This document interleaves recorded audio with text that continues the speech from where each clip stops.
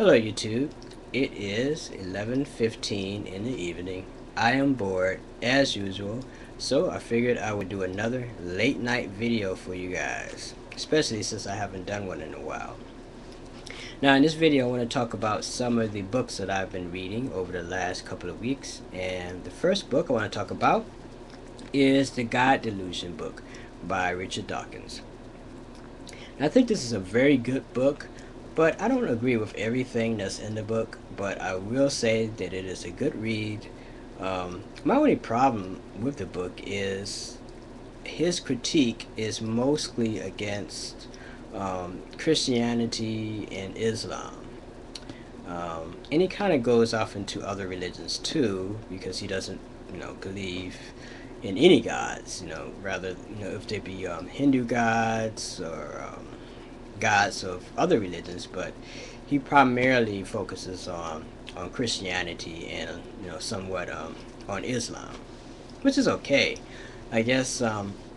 For your average person who believes in God and doesn't believe in spirits or other things that I believe in, I mean, that's great, for them. But for me, I would like to see a book by Richard Dawkins debunking the occult. I think that would be great.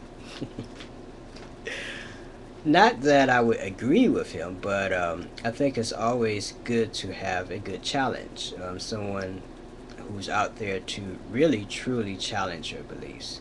So, if I was a Christian, I would definitely say that this book definitely would challenge that, those Judeo-Christian beliefs. Being an occultist, someone who believes that God is another name for nature, this book really didn't do it for me. I pretty much agreed with a lot of the stuff that's in the book, but some of the things I just don't agree with. I think that a lot of times scientists or people who rely too much on science, they tend to have this view of the occult as, people who are in it are nutcases or delusional or whatever.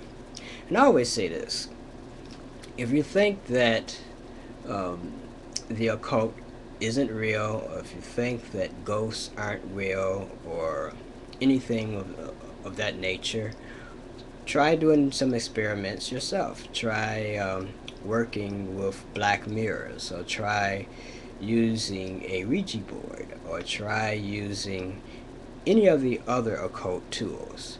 If nothing happens, if you don't have an experience in using these tools, then you have every reason to say that this stuff isn't real. But when I started using these tools, I started seeing things and I started having experiences. So for me personally, these things are real for me.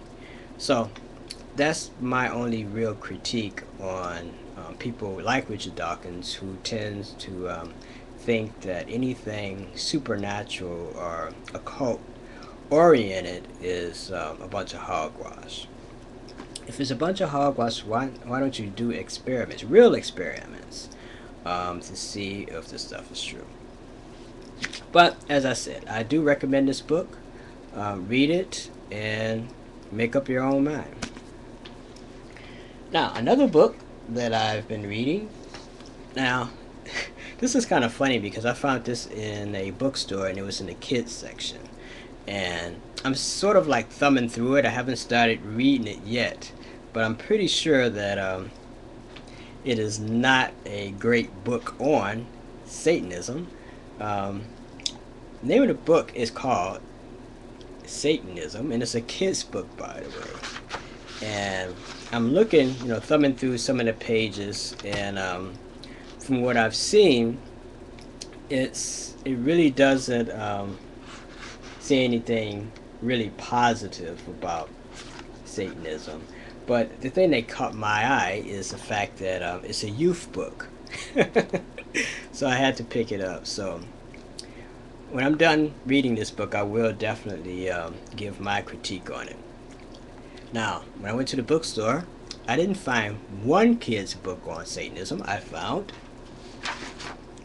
two. Well, actually, this one's called The Devil. So when I picked this book up and started thumbing through it, now this one's a little bit more, I don't want to say it's positive towards Satanism, but it's not as negative as the other book. But as I say, I'm still reading it, so I'm not going to make any definite conclusions yet. One of the really cool things is it has some really cool pictures of Anton LaVey in here, so look.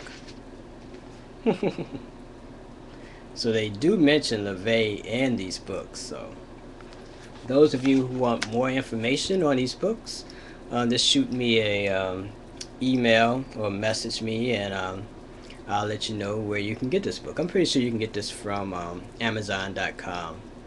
And like I said, you know, the thing that really caught my eye is it's geared towards young adults or kids. So I thought that was interesting.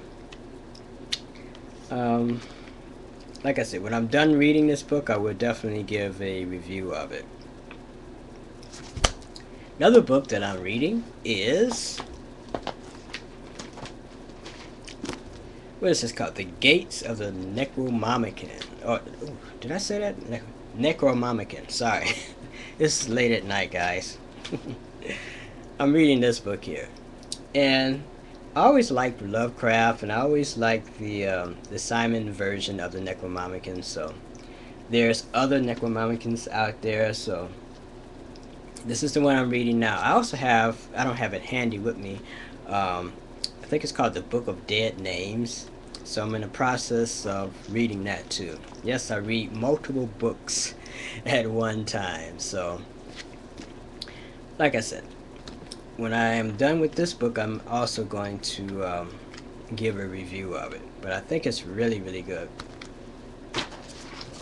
Another book that I'm reading is, well, I got today, is, sorry, didn't have this quite handy for me. The Witch Book, Encyclopedia of Witchcraft, Wicca, and Neo-Paganism.